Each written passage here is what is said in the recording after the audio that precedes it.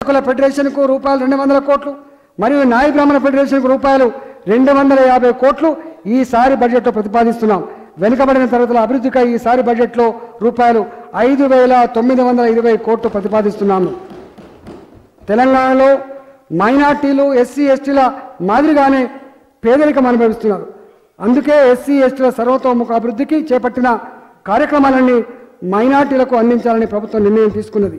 Minority development కార్పొరేషన్ను బలోపేతం చేసింది. మైనార్టీల సంక్షేమానికి ప్రతి ఏటా నిధులు పెంచుతున్నది. మైనార్టీల విద్యపై ప్రత్యేక శ్రద్ధ పెట్టిన ప్రభుత్వం గత 4 సంవత్సరాల్లో 206 గురుకుల విద్యా సంస్థలు ప్రారంభించింది. వీటిలో 47,818 మంది విద్యార్థులు నాణ్యమైన చదువు నేర్చుకుంటున్నారు.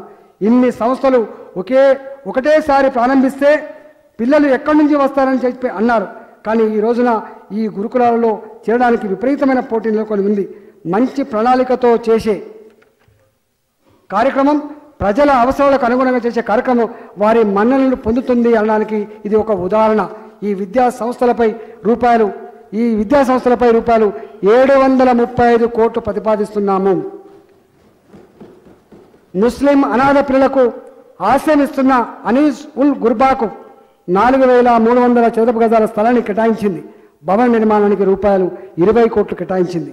మైనార్టీ యువతకు స్వయం ఉపాధి పథకాలలో సబ్సిడీని 50 నుంచి 80% పెంచింది. రంజాన్, క్రిస్మస్ వేడుకలకు ప్రతి సంవత్సరం 2 లక్షల మందికి కొత్త దుస్తులను పంపిణీ చేస్తున్నది. ప్రార్థనా మందిరాలలో ప్రభుత్వమే విందులను ఏర్పాటు చేసి పండుగ రోజుల్లో వారితో సంతోషం పంచుకుంటున్నది. దేశంలో మరెక్కడ లేని విధంగా తెలంగాణలో 5,000 మసీదుల్లో ప్రార్థనలు చేసే ఇమాం మౌజంలకు నెలకు 1,500 రూపాయల వృత్తిని అందిస్తున్నాం. రాష్ట్ర వ్యాప్తంగా 8,934 మంది ఇమాం మౌజంలకు దీనివల్ల ప్రయోజనం చేకూరుతున్నది. అంతర్జాతీయ ప్రమాణాలతో Hyderabad Islamic centre convention hall నిర్మాణానికి కోకాపేటలో 10 ఎకరాల స్థలాన్ని కేటాయించడం జరిగింది. ఉర్దూ భాష పరిరక్షణకి ప్రభుత్వం చర్యలు చేపట్టింది. ప్రభుత్వ విద్యా సంస్థల్లో ఉర్దూ టీచర్ల నియామకం చేపట్టింది. మైనార్టీ శాఖకు గత సంవత్సరం రూపాయలు 1,200 కోట్లు ఉంటే ఈసారి దాన్ని గణనీయంగా పెంచి రూపాయలు 2,000 కోట్లకు ప్రతిపాదిస్తున్నాం.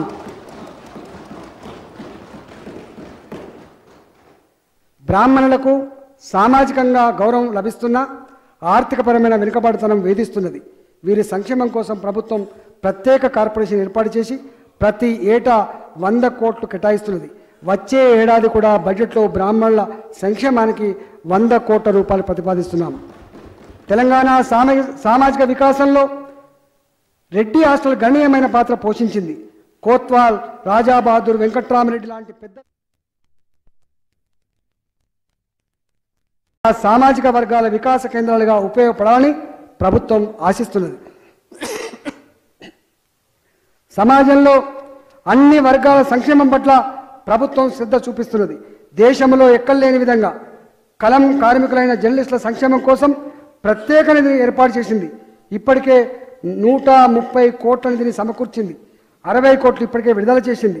ఈ నిధి ద్వారా అకాల మరణానికి గురైన జర్నలిస్టు కుటుంబానికి ₹1,00,000 ఎక్స్గ్రేషియాతో పాటు ప్రతి నెల జీవనభృతిని కల్పిస్తున్నది. ఈ బడ్జెట్లో జర్నలిస్టుల సంక్షేమం కోసం 75 కోట్ల రూపాయలు ప్రతిపాదిస్తున్నాను. అలాగే న్యాయవాదుల సంక్షేమం కోసం 100 కోట్ల నిధులు ఏర్పాటు చేసిన ఏకైక ప్రభుత్వంగా తెలంగాణ ప్రభుత్వం తన ప్రత్యేకతను చాటుకున్నది. నిరుపేదలు కూడా సౌకర్యవంతంగా ఉండే ఇళ్లలో జీవించాలనే సదుద్దేశంతో ప్రారంభించిన డబుల్ బెడ్రూమ్ ఇళ్ల నిర్మాణం వేగం పుంజుకున్నది. పేదలపై ₹1 కూడా భారం పడకుండా మొత్తం ప్రభుత్వమే భరించి డబుల్ బెడ్రూమ్ ఇల్లు కట్టే పథకం ఒక్క తెలంగాణలో తప్ప దేశంలో మరెక్కడా అమలు కావడం లేదు. రాష్ట్ర వ్యాప్తంగా 2,72,763 ఇళ్లు మంజూరు చేశాం. 9,522 పూర్తయ్యాయి. 1,68,981 ఇళ్లు పురోగతిలో ఉన్నాయి. డబుల్ బెడ్రూమ్ ఇళ్లకి 2018-19 సంవత్సరానికి గాను బడ్జెట్లో రూపాయలు 2,643 కేటాయించాం. ఈ పథకం అమలుకు ప్రభుత్వం నిధులు సమకూర్చడంతో పాటు వివిధ బ్యాంకుల నుంచి ఆర్థిక సంస్థల నుంచి రుణాలను సమకూర్చుకుంటున్నాం. తెలంగాణ రాష్ట్రం ఏర్పడిన తర్వాత మా ప్రభుత్వం అమలు చేసిన సమగ్ర ప్రణాళికల వల్ల ప్రజారోగ్య వ్యవస్థ ఎంతో మెరుగుపడింది. ప్రజారోగ్య వ్యవస్థను విస్తృతపరచడానికి, సౌకర్యాలను మెరుగుపరచడానికి అనేక చర్యలు తీసుకున్నది. గతంలో ప్రభుత్వ వైద్యశాలల మీద తీవ్రమైన నిర్లక్ష్యం చూపించడం వల్ల ప్రజలు వాటిపై నమ్మకం కోల్పోయారు. ప్రభుత్వ వైద్యం మీద ప్రజల్లో విశ్వాసాన్ని పునరుద్ధరించే విధంగా ప్రభుత్వం కృషి చేసింది. ప్రాథమిక ఆరోగ్య కేంద్రాలను మొదలుకొని సూపర్ స్పెషాలిటీ హాస్పిటల్ వరకు అన్ని ప్రభుత్వ వైద్యశాలలకు నేరుగా నిధులు అందిస్తున్నది. హాస్పిటల్లో బెడ్ల సంఖ్యను బట్టి నిధులు కేటాయించి నేరుగా ఆసుపత్రులకే విడుదల చేస్తున్నది. హాస్పిటల్లో మందుల కొనుగోలుకు నిధులు రెట్టింపు చేసింది. పాత బెడ్లు, బెడ్షీట్లు, సరైన స్టాండ్లు ఉండే హాస్పిటళ్ల తీరును పూర్తిగా మార్చేసింది. కొత్తవి అందిస్తుంది. రాష్ట్ర వ్యాప్తంగా 34 ప్రభుత్వ ఆసుపత్రుల్లో డయాలసిస్ కేంద్రాలను ప్రభుత్వం ఏర్పాటు చేసి ఉచితంగా డయాలసిస్ సేవలు అందిస్తున్నది. ప్రాణాపాయ స్థితిలో ఉన్నవారికి వైద్యం అందించడానికి గతంలో ప్రభుత్వ ఆసుపత్రుల్లో ఐసీయూలు ఉండేవి కాదు. చాలా చోట్ల కనీసం ఆక్సిజన్ సదుపాయం కూడా ఉండేది కాదు. మా ప్రభుత్వం 22 ప్రభుత్వ ఆసుపత్రుల్లో ఐసీయూలను ఏర్పాటు చేసింది. రాష్ట్ర వ్యాప్తంగా 12 చోట్ల క్యాన్సర్ పరీక్షా కేంద్రాలను ఏర్పాటు చేసి లక్షలాది మందికి పరీక్షలు నిర్వహిస్తున్నది. క్యాన్సర్ వ్యాధిని ప్రాథమిక దశలోనే పసిగట్టి సరైన వైద్యం అందించి ప్రాణాలు కాపాడడానికి ఈ కేంద్రాలు ఎంతగానో ఉపయోగపడుతున్నాయి. తక్షణ వైద్యం అందించడం కోసం హైదరాబాద్ నగరంలో ఎమర్జెన్సీ మోటార్ సైకిల్ సేవలను ప్రారంభించింది. 50 టీకా బలను బస్తీలో తిప్పుతూ పేద పిల్లలకు వ్యాధి నిరోధక టీకాలు వేయిస్తున్నాం. రాష్ట్ర వ్యాప్తంగా ఏఎన్ఎంలందరికీ 10 నుంచి 25,000 సబ్సిడీతో స్కూటీలు అందిస్తున్నాం. Prevention is better than cure అన్నట్లుగా రోగాలు రాకుండా ముందే అరికట్టేందుకు రాష్ట్ర వ్యాప్తంగా ప్రజలందరికీ ఉచిత వైద్య పరీక్షలు జరపబోతున్నాం. అదేవిధంగా కంటి పరీక్షలు నిర్వహించి ఉచితంగా కళ్లద్దాలను అందించబోతున్నాం. రాష్ట్ర వైద్య విద్యను మరింత అభివృద్ధి చేయడం కోసం కొత్తగా వైద్య కళాశాల నెలకొల్పుతున్నాం. మహబూబ్ నగర్, సిద్దిపేట, నిజామాబాద్లో ఇప్పటికే వైద్య కళాశాలను మంజూరు చేశాం. కొత్తగా సూర్యాపేట, నల్లగొండలో ఏర్పాటు చేస్తున్నాం. గర్భవతులైన మహిళలకు ప్రత్యేక రక్షణ, అదనపు జాగ్రత్తలు, సౌకర్యాలు అవసరం. అయితే పేదరికం వల్ల ఎంతోమంది మహిళలకు ఇవి అందుబాటులో ఉండవు. రాష్ట్రంలో నిరుపేద గర్భిణీ స్త్రీలు ఎదుర్కొనే సమస్యలను దృష్టిలో ఉంచుకొని ప్రభుత్వం అమ్మ ఒడి అనే పథకాన్ని అమలు చేస్తున్నది. ఈ పథకం దేశంలో అనేక రాష్ట్రాలకు ఆదర్శంగా నిలిచింది. గర్భిణీ స్త్రీలు ప్రసవం కోసం ఆసుపత్రి వెళ్ళడానికి, ప్రసవానంతరం క్షేమంగా తిరిగి ఇంటికి చేరడానికి ప్రత్యేక వాహన సదుపాయాన్ని ప్రభుత్వమే ఉచితంగా కల్పిస్తున్నది. మారుమూల ప్రాంతాల్లో నివసించే గర్భిణీ స్త్రీలకు ఈ పథకం ఒక వరం. 102 అనే నెంబర్కు ఫోన్ చేస్తే చాలు ప్రత్యేక సదుపాయాల వాహనం గర్భిణీ స్త్రీ ఉండే ఇంటి ముందుకు వస్తుంది. అదేవిధంగా ప్రసవానంతరం తల్లిని, బిడ్డను క్షేమంగా ఇంటికి చేరుస్తుంది. రాష్ట్రంలో 250 వాహనాలు అమ్మఒడి పథకం కోసం గర్భిణీ స్త్రీల సేవలకు ఉపయోగిస్తున్నాం. గర్భిణీ స్త్రీల సంక్షేమం కోసం అమలవుతున్న ఈ పథకానికి ప్రభుత్వం 2018-19 బడ్జెట్లో రూపాయలు 561 కోట్లు కేటాయించడం జరిగింది. దేశంలో నేటికి ప్రసూతి మరణాలు సంభవిస్తూ ఉండడం పెద్ద విషాదం. చాలామంది మహిళలు ప్రసవం కోసం ఆసుపత్రులు రాకుండా నాటు పద్ధతులను ఆశ్రయిస్తుండడం దీనికి ఒక కారణం. మరోవైపు ప్రసూతి కోసం వచ్చే వారికి అనవసరంగా ఆపరేషన్ చేసి వారు ఆరోగ్యానికి ముప్పు తెస్తున్న కొంతమంది ప్రైవేట్ డాక్టర్ల నిర్వాహకం ఆందోళన కలిగిస్తున్నది. ఈ 2 ప్రమాదాలను నివారించడానికి తెలంగాణ ప్రభుత్వం ఒక గొప్ప పథకాన్ని ప్రవేశపెట్టింది. ప్రభుత్వ ఆసుపత్రుల్లో ప్రసవాల కోసం చేరే వారికి కేసీఆర్ కిట్లను అందిస్తున్నది. ఎంతోమంది పేద మహిళలు గర్భవతిగా ఉండే సమయంలో కూడా బతుకుదెరువు కోసం పనిచేయవలసిన దుస్థితి ఎదుర్కొంటున్నారు. గర్భిణీగా ఉన్న స్త్రీ తగిన విశ్రాంతికి నోచుకోకుండా పనులు చేయడం వలన ఆమెకు మాత్రమే కాక గర్భంలోని శిశువుకు ప్రమాదం. తెలంగాణ ప్రభుత్వం గర్భవతిగా ఉన్న స్త్రీ ఆ దశలో కోల్పోయే ఆదాయాన్ని పూరించాలని నిర్ణయం తీసుకున్నది. గర్భం దాల్చిన నాటి నుండి ప్రసవం జరిగి శిశువుకు 3 నెలల వయస్సు వచ్చేంత వరకు 3 విడతల్లో ప్రతి విడతకు 4,000 చొప్పున మొత్తం 12,000 రూపాయలను ప్రభుత్వం అందిస్తున్నది. ఆడపిల్లను కన్న తల్లికి అదనంగా మరో 1,000 రూపాయలు అందిస్తున్నది. ప్రసవానంతరం తల్లి బిడ్డలకు అవసరమైన వస్తువులతో ప్రత్యేకమైన ఒక కిట్ను కేసీఆర్ కిట్ పేరుతో అందిస్తున్నది.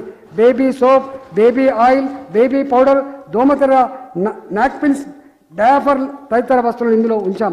కేసీఆర్ కిట్ పథకం రాష్ట్ర వ్యాప్తంగా జూన్ 2, 2017 నుంచి అమలు చేయడం జరిగింది. ఇప్పటిదాకా 8,26,143 గర్భిణీ స్త్రీలు తమ పేరు నమోదు చేసుకున్నారు.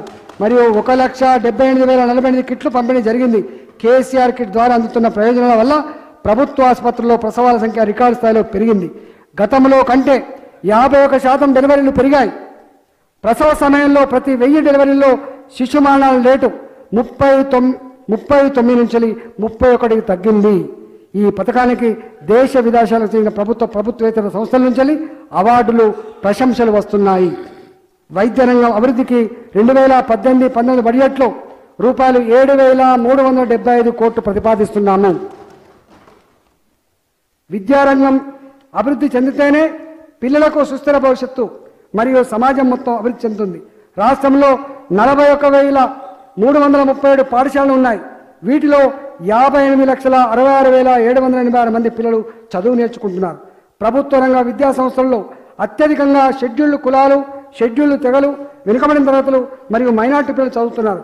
వీరికి నాణ్యమైన విద్య అందించే బాధ్యత ప్రభుత్వం మీద ఉంది. రాష్ట్రం ఏర్పడిన తర్వాత 8,792 టీచర్లను పబ్లిక్ సర్వీస్ కమిషన్ ద్వారా నియామకం చేసుకోబోతున్నాం. వచ్చే విద్యా సంవత్సరానికి ఈ టీచర్లంతా పాఠశాలలో ఉంటారు. సర్వశిక్ష అభియాన్ పథకం కింద గత 3 సంవత్సరాల్లో పాఠశాలలో మౌలిక వసతుల కోసం 44,588 పనులు చేపట్టి 38,182 పూర్తి చేయడం జరిగింది. 391 కస్తూరిబా గాంధీ బాలికా విద్యాలయాల్లో 72,824 మంది బాలికలు చదువుకుంటున్నారు. కస్తూరిబా గాంధీ బాలిక విద్యాలయాల్లో వసతుల మెరుగు కోసం రూపాయలు 92.30 కోట్లు ఖర్చు పెడుతున్నాము. వీటిలో పనిచేస్తున్న స్పెషల్ ఆఫీసర్లు, సిఆర్టీలు, అకౌంటెంట్స్ మరియు ఇతర సిబ్బంది జీతాలు పెంచడం జరిగింది. రాష్ట్రంలో 194 మోడల్ పాఠశాలలు ఉన్నాయి. వీటిలో ప్రహారీ గోడల కోసం 78 కోట్లు ఖర్చు పెట్టాం. ఈ పాఠశాలలో నమోదు ప్రతి సంవత్సరం పెరుగుతూ ఉంది. మధ్యాహ్న భోజన పథకం కింద సన్నబియ్యం మరియు వారానికి 3 రోజులు గుడ్లు లేదా అటిపండు ఇవ్వడం జరుగుతూ ఉంది. తెలంగాణ రాష్ట్రం ఏర్పడిన తర్వాత 25.48 లక్షల పిల్లలకు ఇది అదనంగా అందిస్తున్నాం. ఈ బడ్జెట్లో పాఠశాల విద్యకి రూపాయలు 10,830 కోట్లు ప్రతిపాదిస్తున్నాము. రాష్ట్రంలో 404 ప్రభుత్వ జూనియర్ కళాశాలలో వసతులు మెరుగుపరచడానికి ఇప్పటి వరకు 259 కోట్లు ఖర్చు పెట్టాము. వీటిలో పనిచేస్తున్న కాంట్రాక్ట్ లెక్చరర్ల భృతిని 2 విడతలుగా రూపాయలు 18,000 నుండి 27,000 వరకు మరియు 27,000 నుండి 37,100 రూపాయలకు పెంచాం. జరుగుతున్నాయి. ఈ బడ్జెట్లో ఉన్నత విద్యా రంగానికి రూపాయలు 2,448 కోట్లు ప్రతిపాదిస్తున్నాము. విద్యా రంగాన్ని అభివృద్ధి చేసేందుకు ప్రభుత్వం కేజీ నుంచి పీజీ వరకు ఉచిత విద్యను అందించాలనే బృహత్తర విధానానికి శ్రీకారం చుట్టింది. ఈ 45 నెలల పరిపాలనల కాలంలో ఈ విధానం అమలు దిశగా తొలి అడుగులు వేసింది. బలహీన వర్గాల విద్యార్థులు విద్యాపరంగా అభివృద్ధిలోకి రావాలనే సంకల్పంతో ప్రభుత్వం రెసిడెన్షియల్ విద్యా విధానాన్ని ప్రోత్సహిస్తున్నది. రాష్ట్ర వ్యాప్తంగా విరివిగా రెసిడెన్షియల్ పాఠశాలలు, కళాశాలను స్థాపించింది. తెలంగాణ రాష్ట్రం ఏర్పడిన తర్వాత ఎస్సీల కోసం 104, ఎస్టీల కోసం 53, మైనార్టీల కోసం 192, బీసీల కోసం 142, మొత్తం 491 కొత్త రెసిడెన్షియల్ పాఠశాలలు నెలకొల్పింది.